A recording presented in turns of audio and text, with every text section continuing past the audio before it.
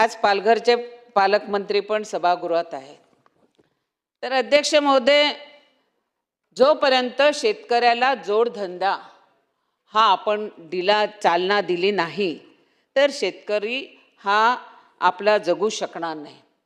पालघर जिल्ह्यामध्ये खास करून चिकू हे महत्त्वाचं फळ आहे आणि ह्या चिकू बागायतदारांनी चिकू वाईन ही 2016ला तयार केली आणि ह्या चिकू वाईनमध्ये तत्कालीन मुख्यमंत्र्यांनी त्यावेळेला त्यांना सूट दिली होती, टॅक्समध्ये 100% सूट दिली होती। आणि त्याचबरोबर पालघर जिल्ह्यामध्ये बारडोली गाव आहे। हे बारडोली गाव म्हणजे काळ्या जांभळाचं प्रसिद्ध गाव आहे। ह्या जांभळापासून जी वाईन बनवली जाते त्याच्यावर सुद्धा आपल्याला 100% टॅक्स फ्री करणं गरजेचं आहे।